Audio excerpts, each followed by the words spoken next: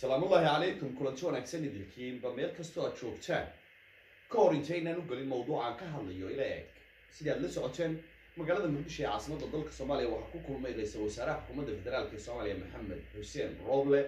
iyo ra'iisul wasaare ku-xigeenkiisa Mahdi Maxamed Gulad Khadar oo uu weheliyo gudoomiyaha aqalka sare ama Senatka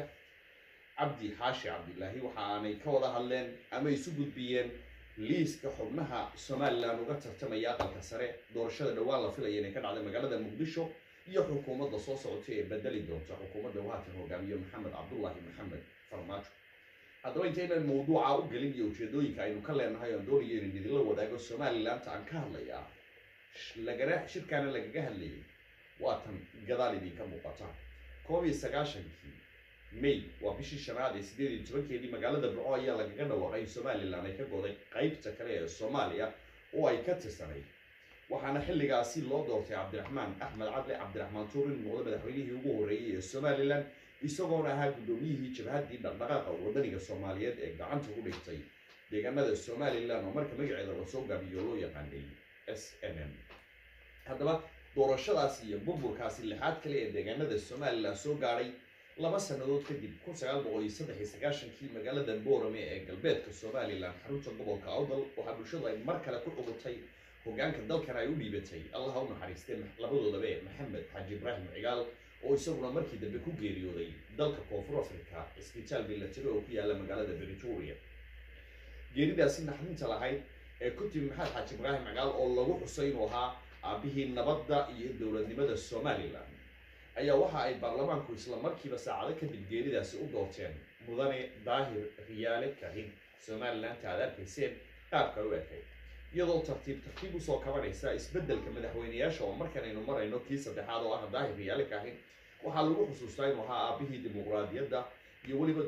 doorashooyinka tartanka xorta ah ee loo yaqaano one man one vote iyadoo ay tartanka madaxweynenimo mar kale Daahir Riyaale uu ka guuleystay dhigiisii la tartamayay وإنجنير فيصل على الورابة قدومية حسب عدالة ديال كيروعد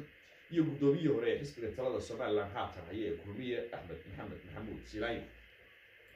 soo kabashadaasi iyo horumarkaasi Somaliland ay ka soo kabarisay burburkii lixaad kale ah ee ka gaaray duqaymihii iyo dagaaladii dawladii kacaanka kala dhigay waxa mar kale doorasho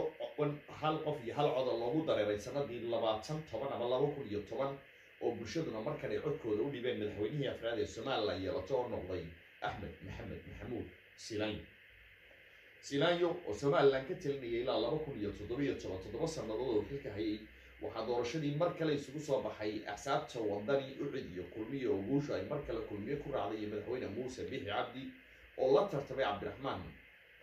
Cibro iyo Injineer Faysal Al-Waraabe tartankaasi iyo soo kabashadaasi Somaliland heerarka ay soo gaarisay dimuqraadiyadda iyo dhaqaalaha guud ahaan waxa isbedelay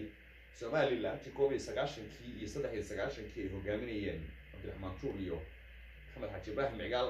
waxaana dhalatay Somaliland kale oo horumarkeedu ka soo balowday xilligii Daahir Riyaale Siinaye iyo xilliga Muuse Biixi Cabdi Somaliland tan ka hadlayana waa tarbiin muuqata haddaba daawadayaasha sharafta leh su'aasha isweydiinta waxay kulankii ka dhacay magaalada Muqdisho ee caasimadda Soomaaliya oo dhex maray Maxamed Xuseen Roble ra'iisul wasaaraha xukuumadda federaalka ee xukuumadda xilgaarsiinta ee Soomaaliya iyo ra'iisul wasaare ku-xigeenkiisa Mahdi Gulad iyo gudoomiyaha aqalka Senatka ee dalka Soomaaliya Cabdi Xaashi Cabdilaahi muxuu daaray waxa ay ka hadlayeen in uu ra'iisul wasaaruhu ka gudoomay liiska waxa loo yaqaano gobolada waqooyi haddaba waa maxay gobolada waqooyi wixii ka horreeyay 1990 Somaliland ay gooni uga go'ay Soomaaliya dhinaca waqooyiga Soomaaliya waxa loo yaqaanay Soomaali galbeed waqooyi galbeed oo ay magaalada Hargeysa iyo waqooyi bari oo ahaa magaalada Boosaaso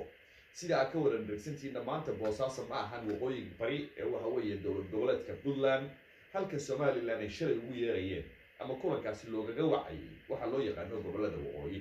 haddaba midnimada Soomaaliya ee ay doonayaan midnimada Soomaalinimada ay doonayaan xubnaha siyaasiyiinta ee xilalka sarsare ka haya dowladda Soomaaliya waa midnimo noocee u dhadhamaysa waa midnimo ku salaysan 1960 markii xorriyadda la qaatay ee Somaliland iyo Soomaaliya isu taga ku salaysan laba gobol oo isu taga aba mise waa midnimo ku salaysan Somaliland inay qayb ka noqoto